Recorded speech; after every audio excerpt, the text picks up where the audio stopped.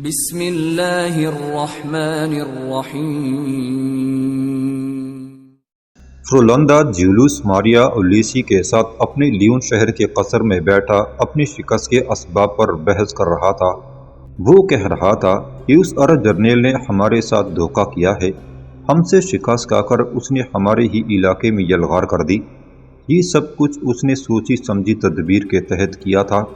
اگر ایسا نہ ہوتا تو شکست کے بعد وہ بھاگ کر اپنی قلعوں کی طرف چلا جاتا اور ہم اس پر بآسانی قابو پا لیتے، پر اس نے ایسا نہیں کیا۔ الٹا ہمیں اپنا لشکر 2 حصوں میں تقسیم کرنے پر مجبور کیا اور یوں اس نے 2 حصوں میں بانٹ کر ہمیں شکست دی۔ لیسی نے تسلیم کرتے ہوئے کہا، وہ اتنا کمزور نہیں جتنا ہم نے اسے سمجھا تھا۔ جیولوس مجھے اکثر کہا کرتا تھا کہ وہ ایک معمولی ملاح ہے اور جنگ کا کوئی تجربہ نہیں رکھتا، لیکن اسے لڑتے اور اپنے لشکر پر گرفت رکھتے دیکھ کر میں یہ کہنے پر مجبور ہوں کہ ہم میں سے کوئی بھی اس جیسا جرأت مند اور تجربہ کار جرنیل نہیں ہے۔ کیا آپ نے دیکھا نہیں کہ اس نے اللب ندی کے کنارے آپ سے جنگ کرنے کی خاطر کیسی عمدہ جگہ کا انتخاب کیا، اور پھر اس نے کیسے بروقت آپ پر حملہ کیا جبکہ آپ کا لشکر 3 حصوں میں بڑھ چکا تھا، ایک حصہ ندی کے پار، دوسرا ندی کے اندر اور تیسرا اس کنارے پر تھا، اور آپ نے دیکھا تعداد میں کم ہونے کے باوجود وہ صرف اپنی جنگی ممارست کے سبب آپ کو شکست دینے میں کامیاب ہوا۔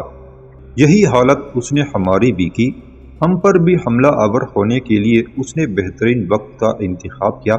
ہم پر اس وقت اس نے چڑھائی کر دی کہ جب صبح کے وقت لشکر کھانے کی تیاری میں مصروف تھا، اور جیولوس ماریا نے اعتراض کرتے ہوئے کہا، تو کیا آپ اس مسلمان کی شجاعت ہم پر مسلط کر کے ہمیں آئندہ جنگوں سے باز رکھنا چاہتے ہیں؟ یاد رکھیے، ولید بن حشام اور اس کا جرنیل عمروس بن جندل اب ہماری ضد بن گئے ہیں۔ اگر اس کے خلاف آواز اٹھانے میں میرا کسی نے بھی ساتھ نہ دیا تو قسم ہے مجھے مقدس مریم کی، میں اکیلا ان سے جنگ کروں گا۔ لیسی نے اپنی صفائی پیش کرتے ہوئے کہا، تم مجھے غلط سمجھے ہو جیولوس، میرا مطلب تمہاری دل آزاری نہ تھا، ہم ہر حال میں تمہارے ساتھ ہیں۔ ان دونوں کو شکست دینے میں ہی صلیب کی سربلندی ہے۔ اصل میں میرے کہنے کا مطلب یہ تھا کہ ولید اب ایک قوت بن چکا ہے، ہمیں اب اپنی پوری تیاری کے بعد اس کے مقابلے پر نکلنا چاہیے، اور پھر ہماری حالیہ شکست نے اس کے حوصلوں کو اور بڑھا دیا ہوگا۔ اس کے علاوہ اس کی فتح اور ہماری شکست کا سن کر دوسرے مسلمان حکمرانوں کے علاقوں سے بھی رضاکار اور مذہبی جنونیے اس کے پاس پہنچنا شروع ہو جائیں گے۔ فرولندا نے دونوں کی گفتگو پر مسکراتے ہوئے کہا، تم دونوں فکر مند نہ ہو، میں نے فرانس سے کمک طلب کی ہے، اب تک میرا پیغام وہاں پہنچ چکا ہوگا۔ میں نے چند راہبوں کو اس کام پر مامور کیا ہے۔ مجھے امید ہے فرانس سے ہمیں اپنی ضرورت سے کہیں زیادہ لڑاکا جوان مل جائیں گے۔ اس کے علاوہ فرانس کی حکومت اپنی باقاعدہ فوج کا کچھ حصہ بھی ہماری مدد کو روانہ کرے گا۔ میں مانتا ہوں ولید بن حشام کے مقابلے میں ہمیں شکست ہوئی ہے، لیکن ہم بہت جلد اس شکست کو ایک عظیم فتح میں بدل دیں گے۔ ہمارا مدعا صرف ولید کو ہی شکست دینا نہیں ہے، ہمارا اصل مقصد تو مسلمانوں کو اسپین سے باہر کرنا ہے، اور اس سلسلے میں فرانس کی حکومت ہمارے ساتھ ہے۔ فرانس کے حکمران ہم سے عہد کر چکے ہیں کہ وہ اسپین سے مسلمانوں کے اخراج کی خاطر اپنی تمام قوت صرف کر دیں گے، اور فرولندا کہتے کہتے رک گیا کیونکہ قصر کا محافظ اندر آیا اور اپنی کمر کو دوہرا کر کے اور گردن کو خوب خم دیتے ہوئے اس نے کہا، وادی ارغون کا حاکم پولس آپ کی خدمت میں حاضری دینا چاہتا ہے۔ فرولندا نے اپنی نشست پر اچھلتے ہوئے کہا، اسے فوراً ہمارے پاس بھیج دو، کیا اس پر کوئی مصیبت تو نہیں آن پڑی؟ محافظ باہر نکل گیا۔ تھوڑی ہی دیر بعد پولس اندر داخل ہوا۔ وہ جنگی لباس پہنے ہوئے تھا جو خون آلود تھا۔ پولس کے بولنے سے پہلے ہی فرولندا نے پوچھ لیا، کیا تم پر کوئی افتاد پڑی ہے؟ بتاؤ، جلدی بتاؤ، تمہارے کپڑے خون آلود کیوں ہیں؟ پولس نے گردن جھکاتے ہوئے کہا، مجھ پر مسلمان جرنیل ولید نے حملہ کر دیا تھا، میں نے اس کا مقابلہ کیا، لیکن وہ دھوکے اور مکاری سے شہر کا دروازہ کھلوا کر اندر آ گیا۔ اس نے ہمیں جنگ میں شکست دے کر پوری وادی ارغون پر قبضہ کر لیا ہے۔ اس نے وہاں کے ساری عیسائی رعایا کو نکال دیا جنہیں میں سرحد پر چھوڑ کر آپ کے پاس حاضر ہوا ہوں۔ فرولوندا نے مشتعل آواز میں پوچھا، کیا کہا تم نے؟ ولید نے ارغون پر قبضہ کر کے ساری عیسائی رعایا کو وہاں سے نکال دیا ہے؟ پولس نے کپکپاتے ہوئے کہا، میں نے آپ کو درست اطلاع دی ہے، میں شرمندہ ہوں، میں اس کا مقابلہ نہ کر سکا۔ فرولوندا نے پھر پوچھا، کیا وہ برسلونا کی بندرگاہ پر بھی قابض ہو گیا ہے؟ پولس نے اس بات میں گردن ہلاتے ہوئے کہا، ہاں، وہ برسلونا پر بھی قبضہ کر چکا ہے۔ فرولوندا نے ہاتھ ملتے ہوئے کہا، یہ بہت برا ہوا، ہم نے فرانس سے جو کمک مانگی تھی اس کے لیے ہم نے کہا تھا کہ کمک 2 حصوں میں تقسیم ہو کر آئے، ایک حصہ سیدھا خلیج بسکے میں ہماری بندرگاہ جلیکیا پر آئے اور دوسرا حصہ برسلونا کی طرف جائے۔ میں چاہتا تھا کہ وادی ارغون کو اپنی قوت کا مرکز بنا کر ولید ہی نہیں سارے مسلمان حکمرانوں سے نمٹا جائے۔ شاید اس میں بہتری ہی ہو اگر برسلونا کی طرف جانے والی فرانسیسی قوت جنگ کر کے بندرگاہ پر قبضہ کر لے تو وادی ارغون دوبارہ ہمارے ہاتھ میں ہوگی اور ہم ایک بار پھر ولید کو مفلوج کرنے میں کامیاب ہو جائیں گے۔ فرولوندا کھڑا ہو گیا، بہرحال اس وقت ہمارے سامنے سب سے بڑا مسئلہ ارغون کی عیسائی رعایا کی آباد کاری ہے۔ تم تینوں میرے ساتھ آؤ، میں ابھی سے اس کام کی ابتدا کرنا چاہتا ہوں۔ فرولوندا اپنی جگہ سے اٹھنے لگا تھا کہ پولس نے کہا، میرے پاس ولید کا ایک خط بھی ہے جو آپ کے نام ہے۔ اس نے کہا تھا جب تم لیون میں داخل ہو تو اسے اپنے حکمران فرولوندا کو دے دینا۔ فرولوندا اپنی نشست سے اٹھا اور چند قدم آگے بڑھ کر اس نے کہا، لاؤ، اس کا خط کہاں ہے؟ پولس نے طے کیا ہوا کاغذ نکال کر فرولوندا کو تھما دیا۔ فرولوندا نے خط کھولا اور پڑھنے لگا، فرولوندا، تم نے ہمیشہ بدی کی راہ پر چلتے ہوئے مسلمانوں پر مظالم کیے ہیں۔ شاید تمہاری ماں نے تمہیں جنتے وقت اور باپ نے مرتے وقت نصیحت کی ہو کہ اندلس کے اندر آدم کا بیٹا نہیں درندہ بن کر رہنا۔ فرولوندا، آج تک تم بے بس، نہتے اور بے یار و مددگار مسلمانوں پر مظالم کرتے آئے ہو، لیکن جن سوئے ہوئے انسانوں کو تم لاشیں سمجھ کر لتاڑتے رہے ہو وہ اب بیدار ہو چکے ہیں۔ اب تم اپنے سامنے انہیں پتھر کی دیواریں اور فولاد کی چٹانیں پاؤ گے۔ یاد رکھو فرولوندا، اب وقت آ گیا ہے کہ مسلمان تمہیں بتائیں گے کہ ہم امن میں جہاں اب ریشم ہیں وہاں رزمگاہ میں تلوار کے بیٹے بھی ہیں۔ فرولوندا، جس قدر تمہیں زندہ رہنے کی خواہش ہے اس سے کہیں زیادہ ہمیں اپنے اللہ کی راہ میں مرنے کی تمنا ہے۔ اگر تو نے وادی ارغون میں ایک مسلمان کا بھی خون بہایا تو میں تیری عیسائی رعایا پر چڑھ دوڑوں گا اور ایک کے بدلے 10 کا خون کروں گا۔ جانتے ہو پھر اس کا نتیجہ کیا ہوگا؟ میرے تشدد کے نشانات ایسے زہر آلود ہوں گے کہ تیری آنے والی نسلیں اپاہج و زنگ آلود ہوں گی، اور دوسری طرف ہمارے سوئے ہوئے بچے تجھ سے نمٹنے کے لیے خلیج بسکے کے خواب دیکھیں گے۔ کاش تو ایک بدباطن مسیح کے بجائے ایک اچھا انسان بن کر رہتا۔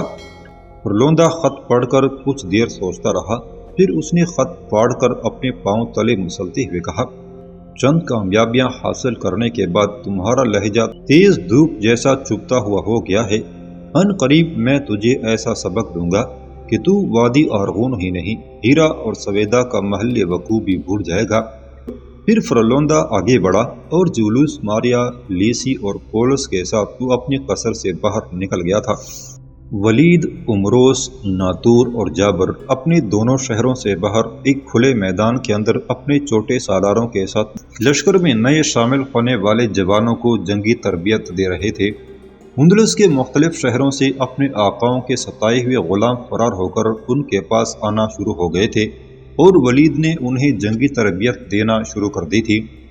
لشکر کا ایک بڑا حصہ میدان کے چاروں طرف جمع ہو گیا تھا اور ہر کوئی ولید اور امروس کی نگرانی میں نئے آنے والوں کو چوگان اور نیزہ بازی کرتے دلچسپی سے دیکھ رہا تھا۔ اچانک مغرب کی طرف سے ایک سوار اپنے گھوڑے کو سرپٹ دوڑاتا ہوا آیا۔ اس نے اپنے سامنے اوندے منہ ایک اور جوان کو بٹھا رکھا تھا جو شاید زخمی تھا یا لاش تھی۔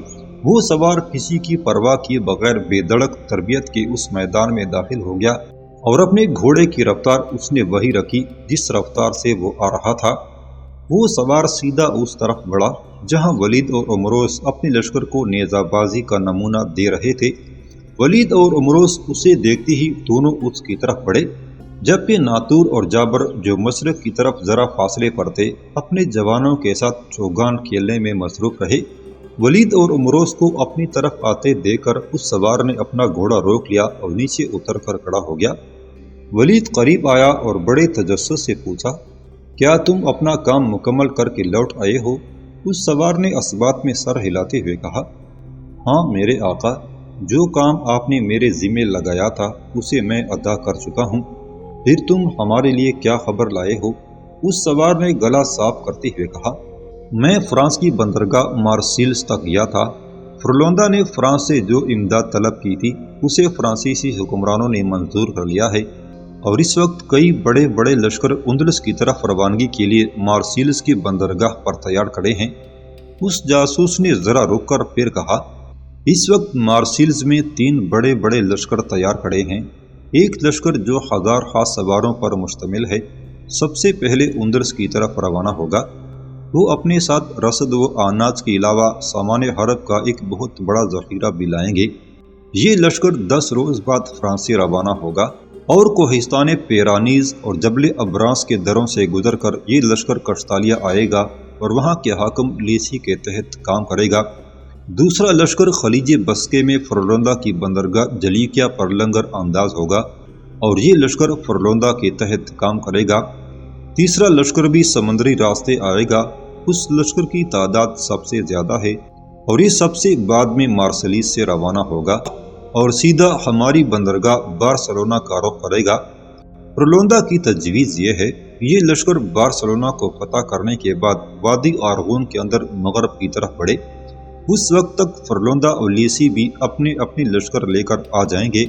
اس طرح تینوں لشکر وادی آرغون پر اپنا قبضہ مکمل کرنے کے بعد ہمارے ان دونوں شہروں کی طرف بڑھیں گے۔ میں اپنے کچھ سپاہیوں کو مچھیروں کے بیس میں مارسیلس کی بندرگاہ پر چھوڑ آیا ہوں۔ وہ ہمیں ان تینوں لشکروں کی روانگی کی بروقت اطلاع کریں گے۔ وہ جاسوس جب خاموش ہوا تو ولید نے اس کے گھوڑے پر رکھی ہوئی لاش کی طرف اشارہ کرتے ہوئے پوچھا، یہ کون ہے؟ اس جاسوس نے غمگین آواز میں کہا، یہ ان میں سے ایک ہے جنہیں آپ نے کلیسا ترش کی نگرانی پر مقرر کیا تھا۔ ولید اور عمروس بدحواس ہو کر آگے بڑھے۔ ولید نے اس لاش کا سر اٹھا کر دیکھا اور پریشان ہو گیا۔ وہ واقعی ان جوانوں میں سے ایک تھا جنہیں ولید نے کلیسا کی نگرانی کے علاوہ امونا اور توبیہ کی حفاظت پر مقرر کیا تھا۔ ولید نے پریشان آواز میں اس جاسوس سے پھر پوچھا، یہ تمہیں کہاں ملا؟ اس نے گردن جھکاتے ہوئے کہا، میں جب آپ کی طرف آ رہا تھا تو یہ مجھے راستے میں گرتا پڑتا ملا تھا۔ یہ زخموں کے باعث لہو لہان تھا اور بڑی مشکل سے چل رہا تھا۔ میں نے اسے اپنے ساتھ بٹھا لیا۔ افسوس اس نے راستے ہی میں دم توڑ دیا۔ مرنے سے قبل اس نے مجھے بتایا تھا کہ کلیسا کے راہب مرقس نے اس جوان اور اس کے ساتھیوں کو توبیہ سے ملتے دیکھ لیا تھا۔ توبیہ شاید انہیں کوئی اطلاع دینے والی تھی۔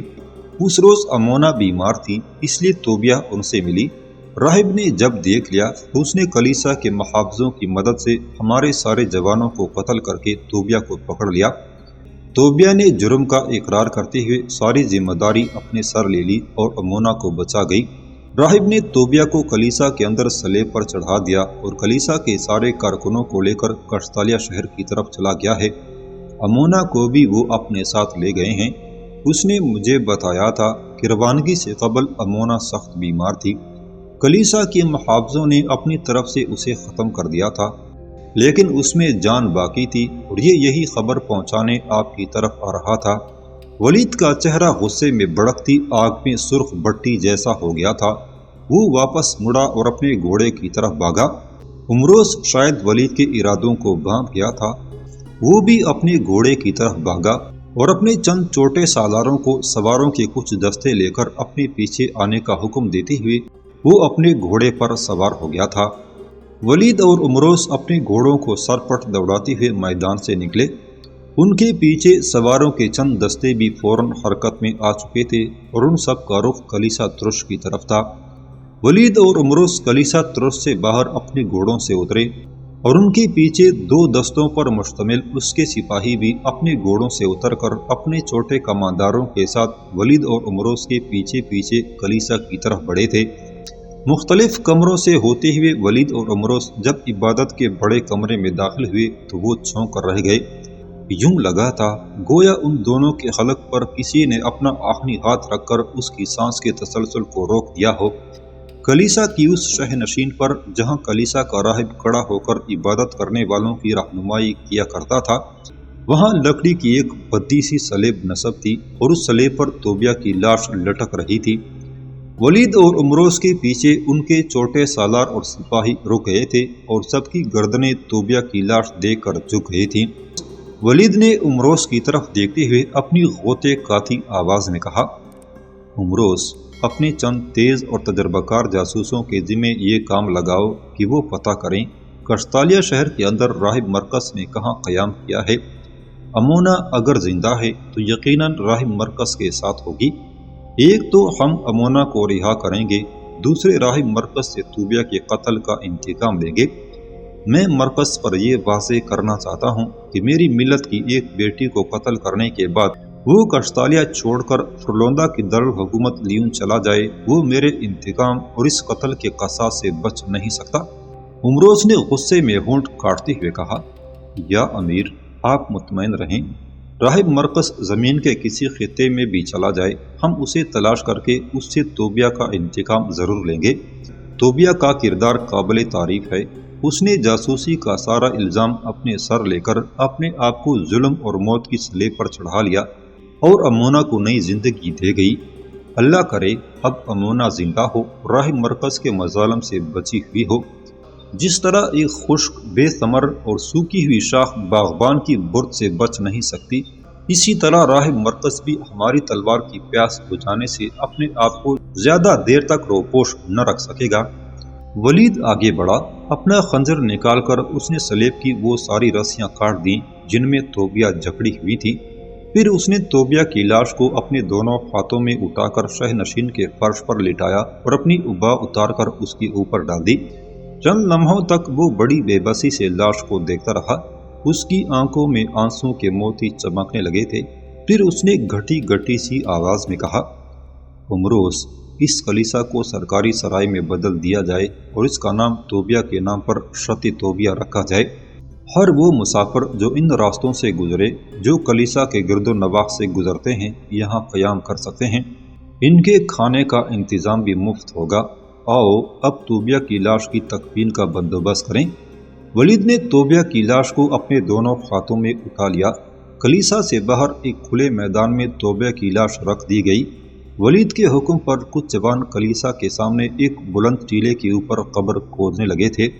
اس کھلے میدان کے اندر توبیہ کا جنازہ پڑھا دیا گیا اور پھر اسے اس بلند ٹیلے پر دفن کرنے کے بعد ولید واپس جا رہا تھا۔ 10 یوم بعد اپنی مکمل تیاری کے بعد ولید اپنا لشکر لے کر نکلا۔ اس کے ساتھ صرف عمروس تھا۔ ناتور اور جابر کو اپنے شہروں کی حفاظت پر چھوڑا گیا تھا۔ بارسلونا کی بندرگاہ پر مسلم بن تمام کو چوکس کر دیا گیا تھا اور ولید کے فیصلے کے مطابق بارسلونا کے گرد و نواح کے اندر جنگ کی صورت میں کلیدلیہ کے حکمران یحییٰ المامون اور ولید کی طرف سے وادی ارغون کے نئے والی مالک بن جندل دونوں کو مسلم کی مدد کرنا تھی۔ ولید اور عمروس نے رات کے وقت کوچ کیا تھا تاکہ دشمن کو ان کی روانگی کی اطلاع نہ ہو سکے۔ اس کے علاوہ انہوں نے ان تمام راستوں کی ناکہ بندی کر دی تھی جو جبل ابرانس سے لیون اور قشطالیہ شہروں کی طرف جاتے تھے۔ رات بھر سفر کرنے کے بعد انہوں نے اگلا روز جبل ابرانس کے غاروں کے اندر چھپ کر گزارا۔ شاید وہ کسی پر اپنے لشکر کی روانگی ظاہر نہ کرنا چاہتے تھے۔ اگلی رات انہوں نے پھر سفر کیا، حالانکہ جاڑا اپنے عروج پر تھا اور رات کے وقت سخت اور تیز برفیلی ہوائیں انسانی جسموں کو منجمد کر رہی تھی۔ پھر بھی بڑی برق رفتاری سے انہوں نے وہ رات بھی سفر میں گزار دی۔ اس طرح دوسری رات کے آخری حصے میں وہ فرانس کے کوہستان پیرانیس کے جنوب میں وادی آران میں داخل ہوئے تھے۔ یہاں ولید نے صبح تک ایسی غاریں تلاش کر لی جن کے اندر چھپ کر اس کا لشکر سردی اور برفانی ہواؤں سے بچ کر آرام کر سکتا تھا۔ جب سورج طلوع ہوا تو غاروں کی صفائی کی گئی اور ولید نے اپنے شہروں میں ناتور اور جابر کے ساتھ اپنے لیے رسد و کمک کا سلسلہ بحال کیا، اور ان غاروں کے اندر چھپ کر وہ اس فرانسیسی لشکر کا انتظار کرنے لگا جن کے متعلق ان کے جاسوسوں نے خبر دی تھی کہ وہ 10 روز بعد فرانس کی بندرگاہ مارسلیس سے روانہ ہوگا۔ فرانس کی جنوب مشرقی بندرگاہ مارسلیس پر 2 لشکر تیار کھڑے تھے، جبکہ جنوب مغربی بندرگاہ بیارتیس پر ایک تیسرا لشکر کوچ کا منتظر تھا۔ سب سے پہلے بیارتیس پر کھڑے لشکر نے کوچ کیا اور وہ انگنت بحری جہازوں اور چھوٹی بڑی کشتی میں سوار ہو کر خلیج بسکے میں سے ہوتا ہوا فرلوندا کی بندرگاہ جلیکیا پر لنگر انداز ہوا، اور وہاں سے وہ خشکی کے راستے فرلوندا کی دارالحکومت لیون کی طرف روانہ ہو گیا۔ اس کے بعد مارسلیس کی بندرگاہ سے ایک لشکر روانہ ہوا، اور یہاں جو دوسرا لشکر کھڑا تھا اسے 1 ماہ بعد ولید کی بندرگاہ بارسلونا پر حملہ کرنے کے لیے روانہ ہونا تھا۔